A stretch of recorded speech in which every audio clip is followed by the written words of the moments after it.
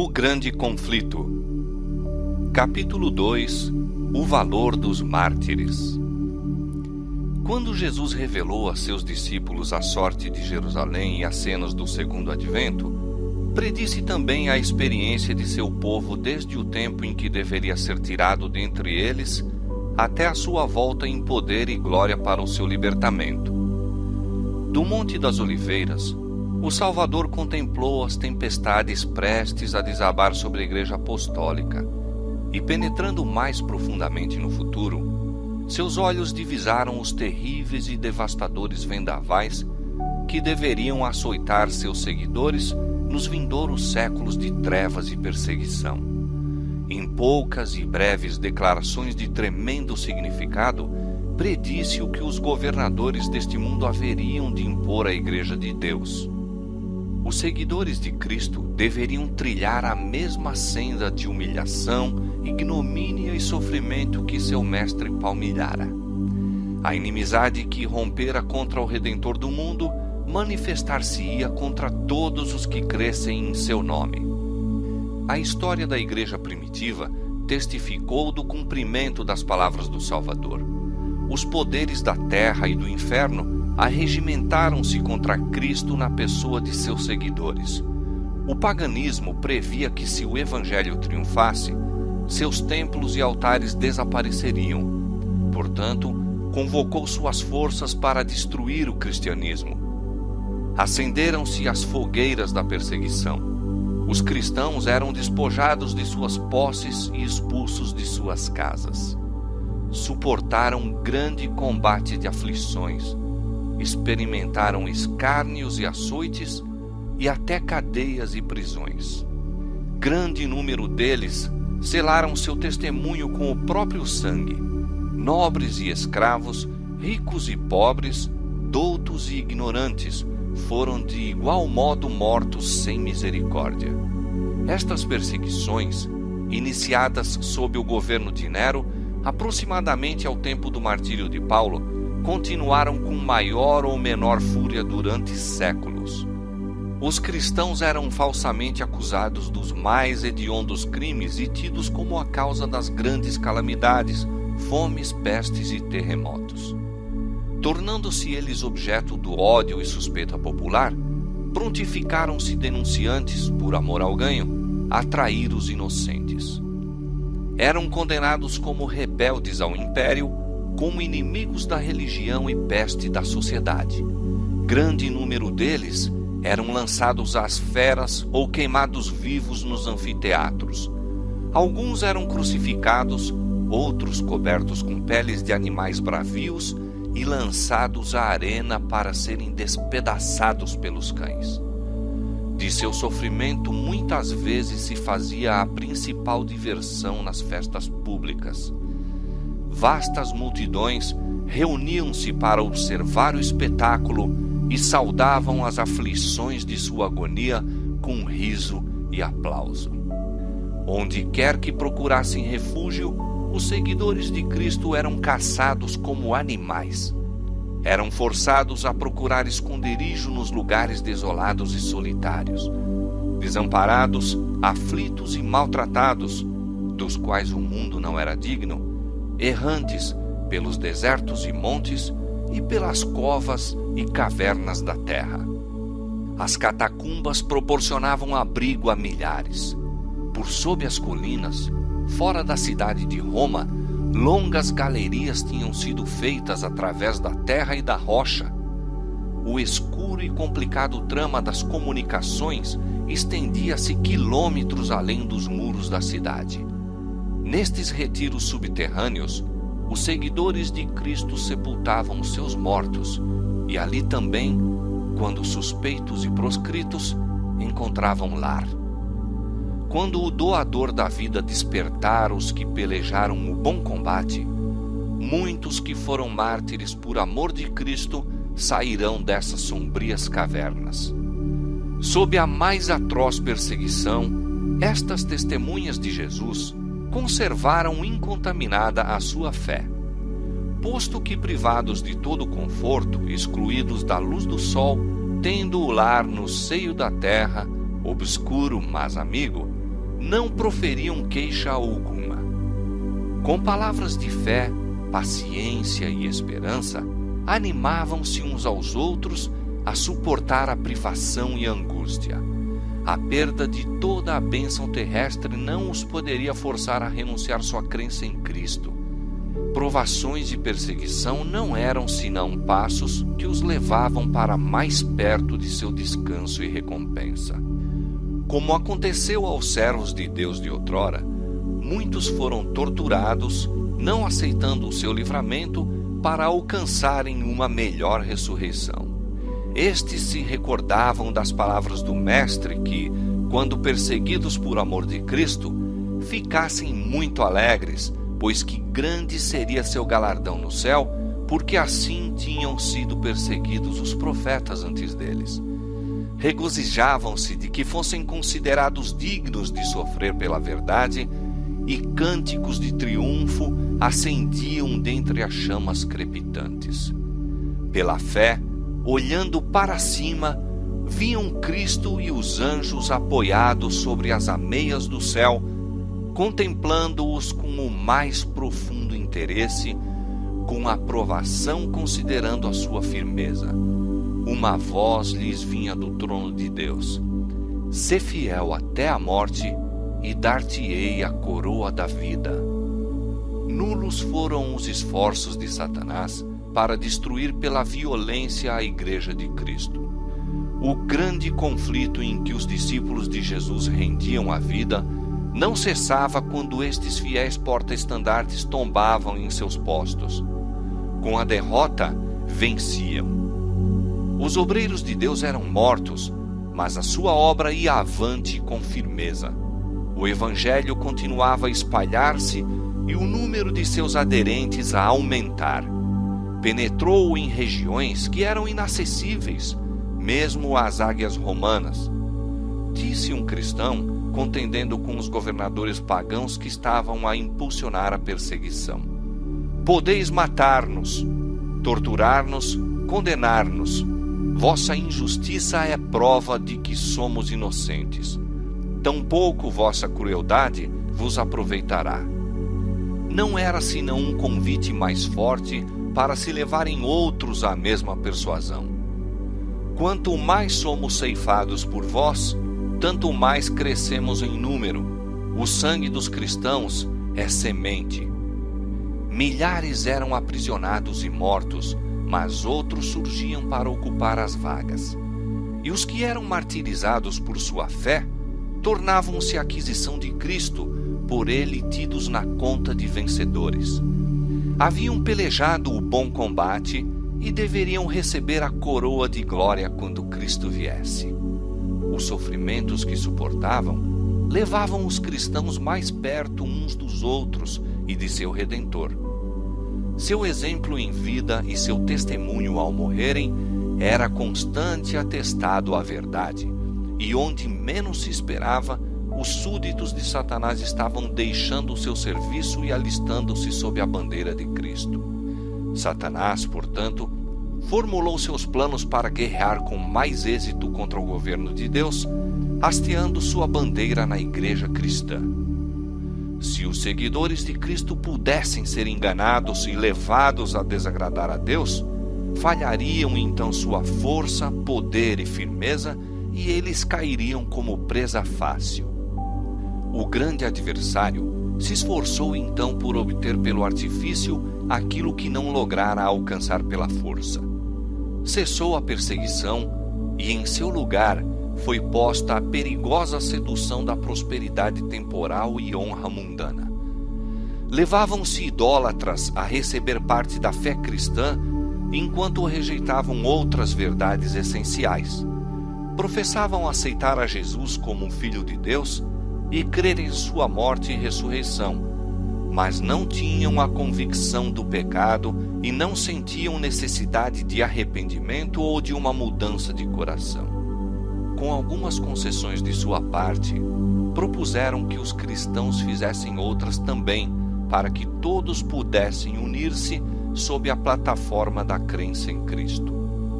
A igreja naquele tempo encontrava-se em terrível perigo. Prisão, tortura, fogo e espada eram bênçãos em comparação com isto. Alguns dos cristãos permaneceram firmes, declarando que não transigiriam. Outros eram favoráveis a que cedessem ou modificassem alguns característicos de sua fé e se unissem aos que haviam aceito parte do cristianismo, insistindo em que este poderia ser o meio para a completa conversão. Foi um tempo de profunda angústia para os fiéis seguidores de Cristo. Sob a capa de pretenso cristianismo, Satanás se estava insinuando na igreja a fim de corromper-lhe a fé e desviar-lhe a mente da palavra da verdade. A maioria dos cristãos finalmente consistiu em baixar a norma, formando-se uma união entre o cristianismo e o paganismo. Posto que os adoradores de ídolos professassem estar convertidos e unidos à igreja, apegavam-se ainda à idolatria, mudando apenas os objetos de culto pelas imagens de Jesus e mesmo de Maria e dos santos. O fermento vil da idolatria, assim trazido para a igreja, continuou a obra funesta.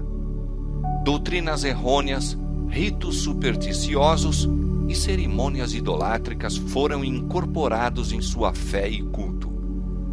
Unindo-se os seguidores de Cristo aos idólatras, a religião cristã se tornou corrupta e a igreja perdeu sua pureza e poder.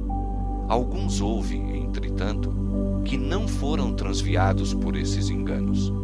Mantinham-se ainda fiéis ao autor da verdade e adoravam a Deus somente. Sempre tem havido duas classes entre os que professam ser seguidores de Cristo. Enquanto uma dessas classes estuda a vida do Salvador e fervorosamente procura corrigir seus defeitos e conformar-se com o modelo, a outra evita as claras e práticas verdades que lhe expõem os erros. Mesmo em sua melhor condição, a igreja não se compôs unicamente dos verdadeiros, puros e sinceros. Nosso Salvador ensinou que os que voluntariamente condescendem com o pecado não devem ser recebidos na igreja. Todavia ligou a si homens que eram falhos de caráter e concedeu-lhes os benefícios de seus ensinos e exemplos para que tivessem oportunidade de ver seus erros e corrigi-los. Entre os 12 apóstolos havia um traidor. Judas foi aceito não por causa de seus defeitos de caráter, mas apesar deles. Foi ligado aos discípulos para que, pela instrução e exemplo de Cristo, pudesse aprender o que constitui o caráter cristão e assim ser levado a ver seus erros, para arrepender-se e, pelo auxílio da graça divina, purificar a alma na obediência à verdade. Mas Judas não andou na luz que tão misericordiosamente foi permitido brilhasse sobre ele. Mas Judas não andou na luz que tão misericordiosamente foi permitido brilhasse sobre ele. Pela condescendência com o pecado, atraiu as tentações de Satanás. Seus maus traços de caráter se tornaram predominantes. Rendeu a mente à direção dos poderes das trevas, irava-se quando suas faltas eram reprovadas, sendo assim levado a cometer o terrível crime de trair o mestre. Assim, todos os que acariciam o mal sob profissão de piedade odeiam os que lhes perturbam a paz, condenando seu caminho de pecado. Quando se apresenta a oportunidade favorável, eles, semelhantes a Judas, traem aos que para seu bem procuram reprová-los. Os apóstolos encontraram na igreja os que professavam piedade, ao mesmo tempo em que secretamente acariciavam a iniquidade. Ananias e Safira desempenharam o papel de enganadores, pretendendo fazer sacrifício total a Deus, quando cobiçosamente estavam retendo uma parte para si. O Espírito da Verdade revelou aos apóstolos o caráter real desses impostores, e os juízos de Deus livraram a igreja dessa detestável mancha em sua pureza. Esta assinalada evidência do discernidor Espírito de Cristo na igreja foi um terror para os hipócritas e malfeitores. não mais poderiam permanecer em ligação com aqueles que eram, em hábitos e disposição, invariáveis representantes de Cristo. E quando as provações e perseguições sobrevieram a seus seguidores, apenas os que estavam dispostos a abandonar tudo por amor à verdade desejaram tornar-se seus discípulos. Assim, enquanto durou a perseguição, a igreja permaneceu comparativamente pura, mas cessando aquela, acrescentaram-se conversos que eram menos sinceros e devotados, e abriu-se o caminho para Satanás tomar pé. Não há, porém, união entre o príncipe da luz e o príncipe das trevas, e nenhuma conivência poderá haver entre os seus seguidores. Quando os cristãos consentiram em unir-se àqueles que não eram senão meio convertidos do paganismo, enveredaram por caminho que levaria mais e mais longe da verdade. Satanás exultou em haver conseguido enganar tão grande número de seguidores de Cristo. Levou então seu poder a agir de modo mais completo sobre eles e os inspirou a perseguir aqueles que permaneceram fiéis a Deus.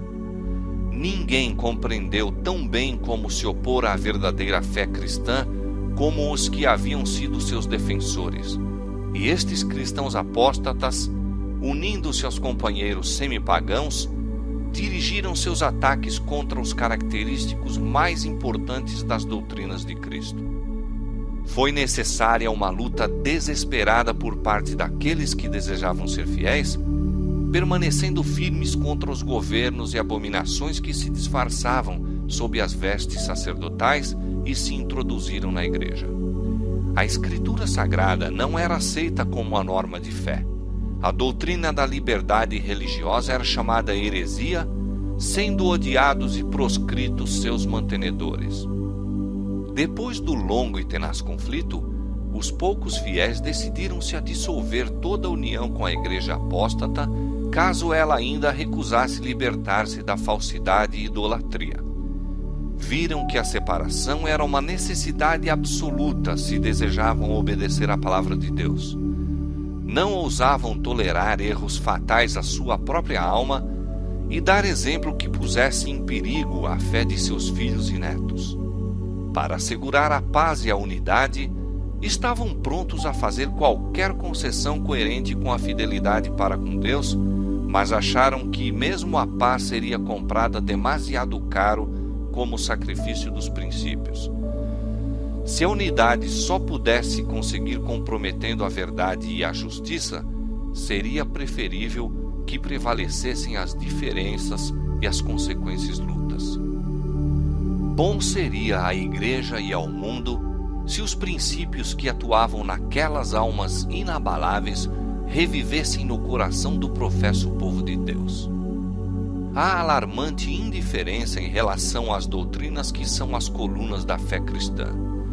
Ganha terreno a opinião de que, em última análise, não são de importância vital. Esta degenerescência está fortalecendo as mãos dos agentes de Satanás, de modo que falsas teorias e enganos fatais, que os fiéis dos séculos passados expunham e combatiam com riscos da própria vida, são hoje considerados com favor por milhares que pretendem ser seguidores de Cristo. Os primitivos cristãos eram, na verdade, um povo peculiar. Sua conduta irrepreensível e fé invariável eram contínua reprovação a perturbar a paz dos pecadores. Se bem que poucos, sem riqueza, posição ou títulos honoríficos, constituíam um terror para os malfeitores onde quer que seu caráter e doutrina fossem conhecidos. Eram, portanto, odiados pelos ímpios, assim como Abel o foi pelo ímpio Caim. Pela mesma razão por que Caim matou Abel, os que procuravam repelir a restrição do Espírito Santo mataram o povo de Deus.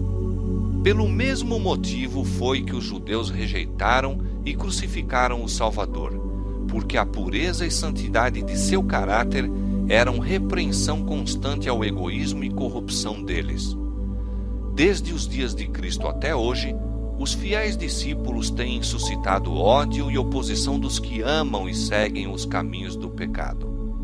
Como, pois, pode o Evangelho ser chamado mensagem de paz? Quando Isaías predisse o nascimento do Messias, conferiu-lhe o título de Príncipe da Paz. Quando os anjos anunciaram aos pastores que Cristo nascera, cantaram sobre as planícies de Belém: Glória a Deus nas alturas, paz na terra, boa vontade para com os homens. Há uma aparente contradição entre estas declarações proféticas e as palavras de Cristo. Não vim trazer paz, mas espada. Mas, entendidas corretamente, ambas estão em perfeita harmonia. O Evangelho é uma mensagem de paz.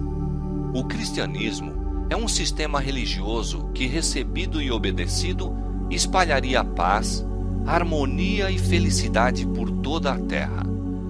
A religião de Cristo ligará em íntima fraternidade todos os que lhe aceitarem os ensinos.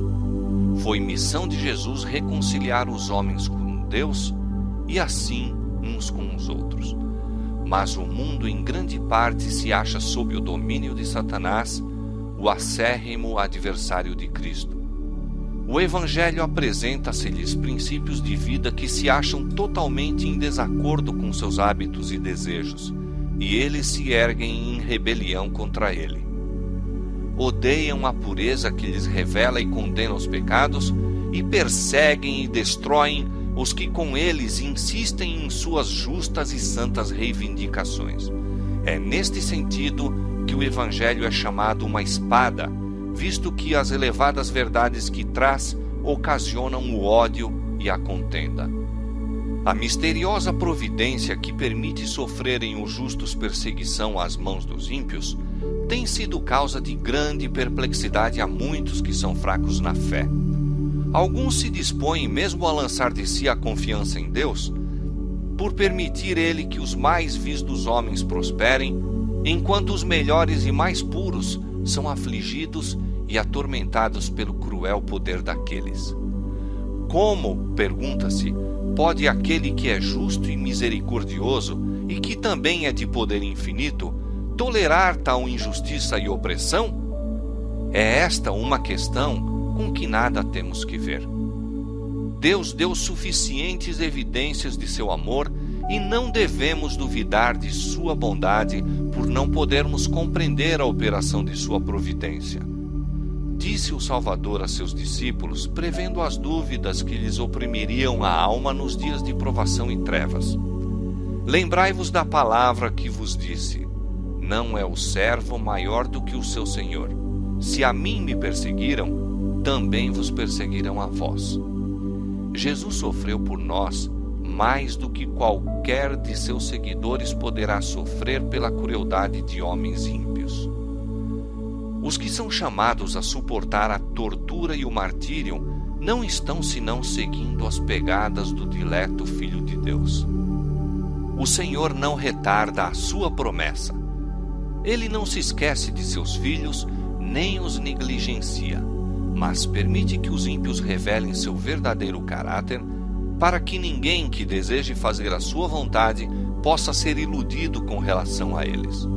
Outros sim, os justos são postos na fornalha da aflição, para que eles próprios possam ser purificados, para que seu exemplo possa convencer a outros da realidade da fé e piedade, e também para que sua coerente conduta possa condenar os ímpios e incrédulos. Deus permite que os ímpios prosperem e revelem inimizade para com ele, a fim de que, quando encherem a medida de sua iniquidade, todos possam, em sua completa destruição, ver a justiça e misericórdia divinas. Apressa-se o dia de sua vingança, no qual todos os que transgrediram a lei divina e oprimiram o povo de Deus receberão a justa recompensa de suas ações, em que todo ato de crueldade e injustiça para com os fiéis será punido como se fosse feito ao próprio Cristo. Há outra questão mais importante que deveria ocupar a atenção das igrejas de hoje. o apóstolo Paulo declara que todos os que piamente querem viver em Cristo Jesus padecerão perseguições. Por que é, pois, que a perseguição, em grande parte, parece adormentada? A única razão é que a igreja se conformou com a norma do mundo e, portanto, não suscita oposição. A religião que em nosso tempo prevalece não é a do caráter puro e santo que assinalou a fé cristã nos dias de Cristo e seus apóstolos. É unicamente por causa do espírito de transigência com o pecado, por serem as grandes verdades da palavra de Deus tão indiferentemente consideradas, por haver tão pouca piedade vital na igreja, que o cristianismo é aparentemente tão popular no mundo. Haja um reavivamento da fé e poder da igreja primitiva, e o espírito de opressão reviverá, reacendendo-se as fogueiras da perseguição.